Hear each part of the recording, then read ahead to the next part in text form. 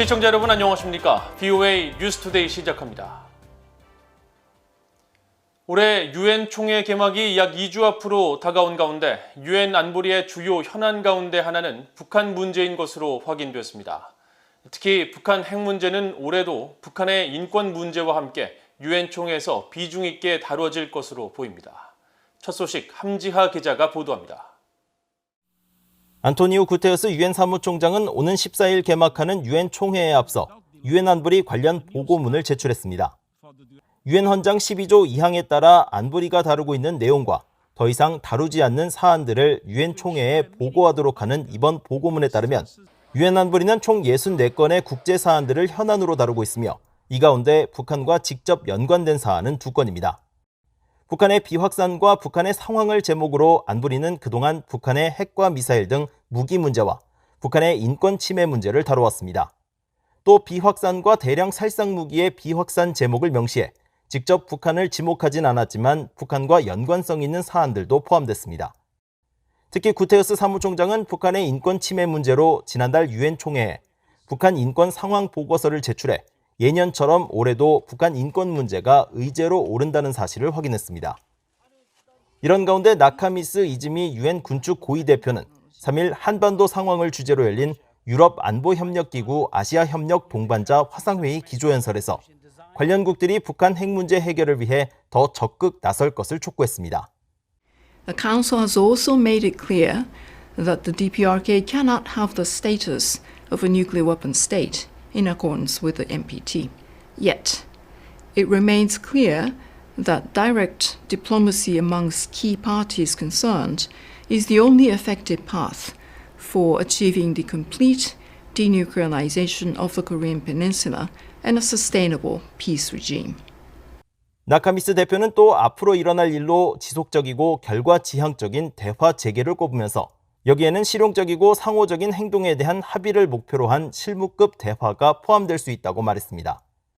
아울러 한반도 비핵화 문제가 단순히 영내에 국한된 문제가 아니라는 점도 강조하면서 북핵으로 촉발될 수 있는 각국의 군비 경쟁에도 우려의 입장을 나타냈습니다.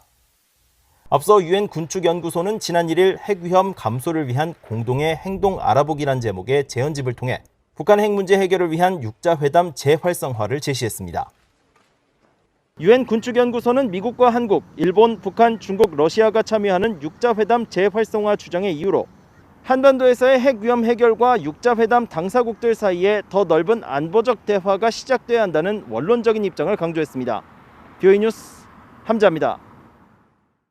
북한이 핵무기와 미사일 관련 국제규칙을 노골적으로 무시하고 있으며 위험한 기술을 확산하고 있다고 옌스 스톨텐베르크 북대서양조약기구 나토 사무총장이 밝혔습니다.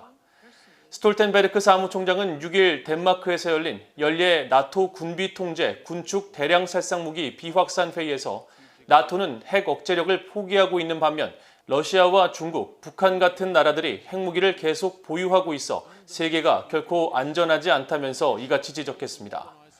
그러면서 북한과 이란이 핵무기와 첨단 미사일 시스템 기술을 확산하고 러시아는 대륙간 탄도미사일 ICBM과 극초음속 활공 비행체를 실전 배치했으며 중국은 핵탄두와 정밀 운반 체계를 추가하는 등 핵무기고를 늘리면서 세계는 급속도로 예측 불가능하고 경쟁적이며 위험한 곳이 되고 있다고 우려했습니다. 스톨텐베르크 사무총장은 이어 국제 핵확산 금지 조약은 여전히 국제 핵 비확산과 군축 체계의 초석이라면서 동맹국들은 군축을 강화하고 현대화해야 하며 중국과 러시아 등은 국제 강국으로서 군축에 대한 국제적 의무를 져야 한다고 강조했습니다. 미국 의회 도서관이 광복 직후 북한의 초기 정부 수립에 참여했던 고려인들의 육필 수기를 디지털화 작업을 통해 인터넷에서 열람할 수 있도록 했습니다.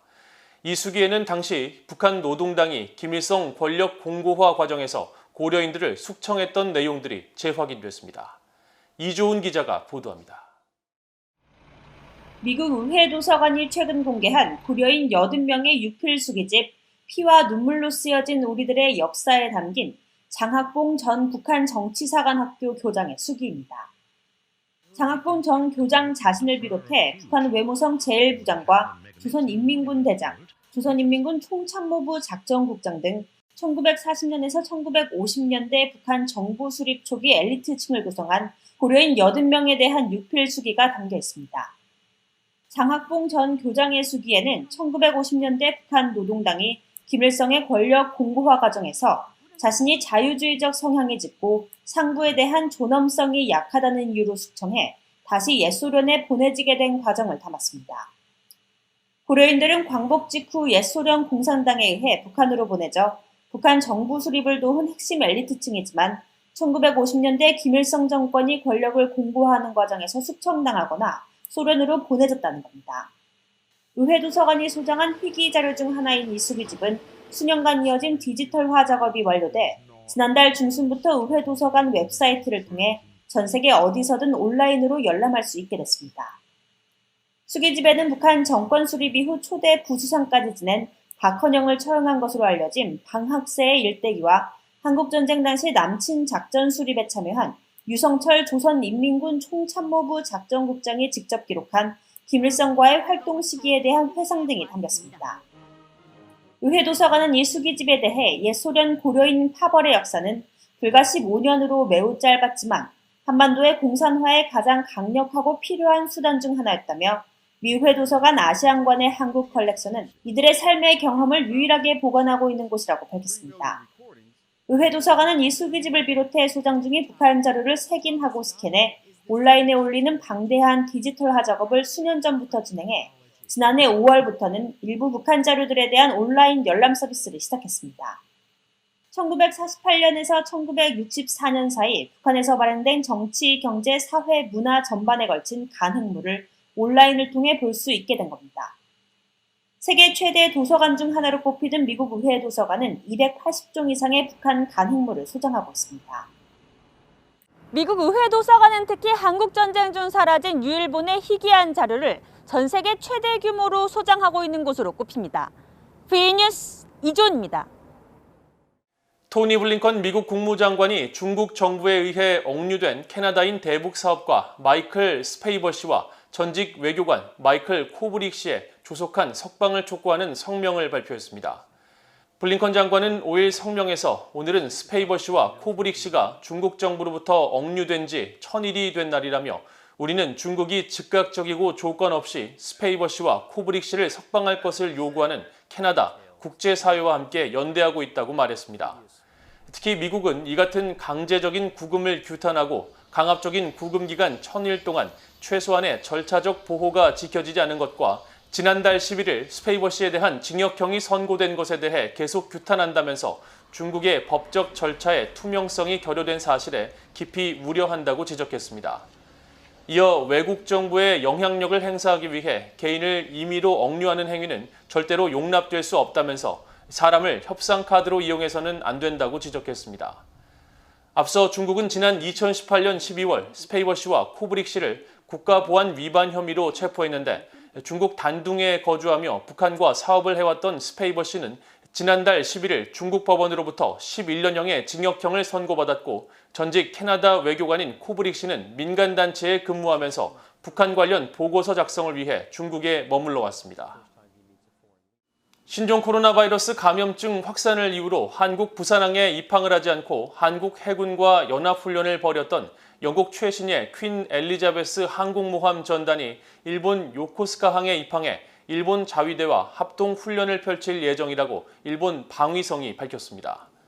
기시 노부오 일본 방위상은 6일 정례 브리핑에서 영국 항모 퀸 엘리자베스가 미국 제7함대 모항인 요코스카항에 5일 입항했다면서 이후 자위대와 함께 대항전 훈련과 대잠수함 훈련 등 공동 훈련을 실시하며 양국 간 전략적 이익을 공유하고 영내 안보 도전에 대처해 나갈 것이라고 강조했습니다.